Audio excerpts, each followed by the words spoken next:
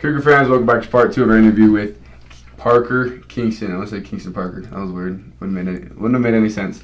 We kind of ended off our last segment talking about getting here to BYU, being a receiver, and so taking on that role of full-time wide receiver last season. Take me through that a little bit and that transition to that collegiate level. I mean, it was tough, but at the same time, I think I made it tougher than it needed to be.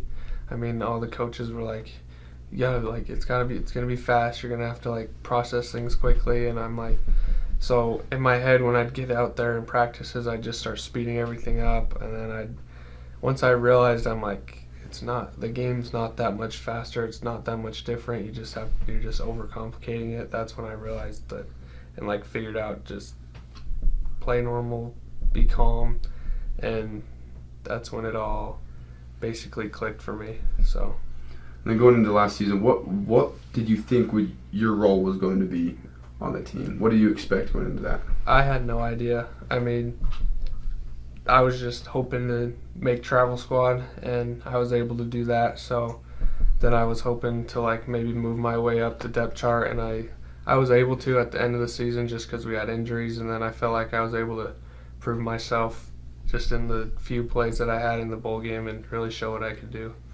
Then you were on the field for a couple of plays, right? Mm-hmm. How many snaps did you end up getting? I think I got close to 10, I think. Yeah. So I played quite a few snaps in the game. So yeah, tell me. So the first one was that kickoff return. Yeah. And so what was it like? Was that at home or where was it at? It was at home. It was at home against ECU. Yeah. Tell me about standing in that field. What it felt like. It was surreal. I mean, obviously it wasn't like I was returning or anything, or like I wasn't on offense, but I got out there. I'm like, oh, like it's really happening, and I just see a huge dude running down at me, and I'm like, well, I got to block him, and I guess I made a good block, opened up a little lane, so it was a good first college experience in a game. And then how about those other plays? Tell me about those ones. Bowl game, that was fun. I mean, I got a jet sweep. I didn't get as many yards as I was hoping, but I got a jet sweep. I had a couple good blocks. Should have had a touchdown, Sol J. But yeah, so it was fun. That just gets you itching for this next year. It gives me. I just want to go out there and play again and yeah. really show what I can do with the ball in my hands. So yeah, I mean we got to see a little bit of it this last spring ball. Yeah.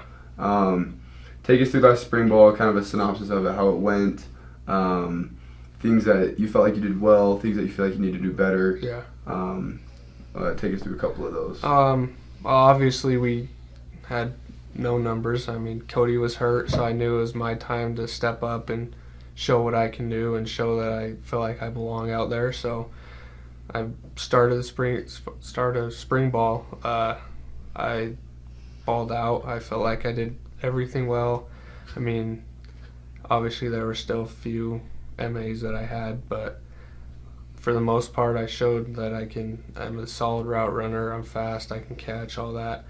And then I feel like I need to work on my blocking a little bit. I just never blocked in my entire life because I played quarterback. So, but yeah, it was good 4 practices, and then I broke my hand, it kind of sucked because I was like, how am I supposed to show myself anymore? But Fessy was like, you're good. You showed everything you needed to. So.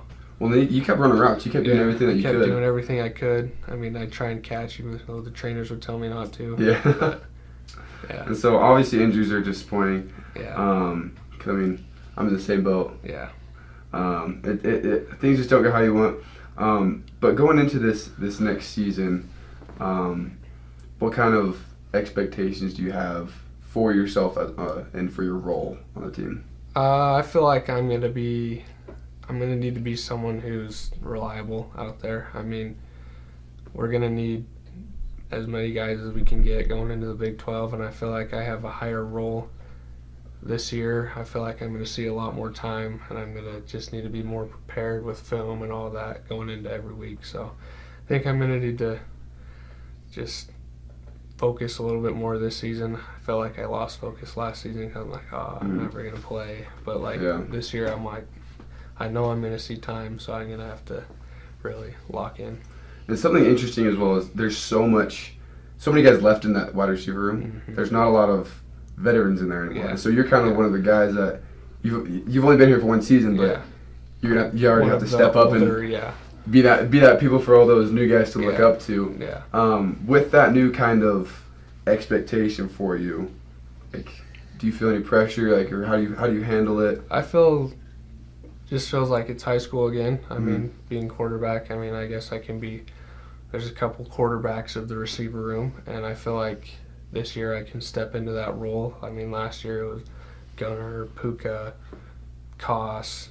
I mean, even Chase, Cody, like all of them, they were the Kibo. They were the quarterbacks of our receiver room, and I feel like this year we have a lot of new guys, so I need to step into that role of being the quarterback of the receiver room and teaching them everything, showing them the ways. So yeah, love it. So I can't believe it's already been almost a year since you've been here. Yeah, that's crazy how fast that goes. Yeah. In that last year, actually, you know what? We'll say this: if you could go back and give some advice to that, you before you got here, what do you think you would have said? I would say don't expect too much, because I feel like I'm expecting. I'm like, oh, I'm gonna go in and play. I'm gonna do this, and then you really get there and you're like, whoa, like everyone's a dog here. Everyone's a dude. Like, just go in, keep your head down, work hard, and the results will show. Awesome. I love that. That's going to take us out of our second segment, Parker. Cougar Nation, be sure to stick around for our part 3. Go back to watch part 1 if you haven't already, with Parker, getting to know him. Some good content being made here. This is my guy. I love talking to you, Parker. Yep. Stick around for part 3. It'll be some good stuff. Get to know him a little bit more about your future. I'm going to talk about golf a little bit. Yeah. We'll see what happens. Yeah. But Cougar fans, thanks for watching. Be sure to watch that next part. Thank you.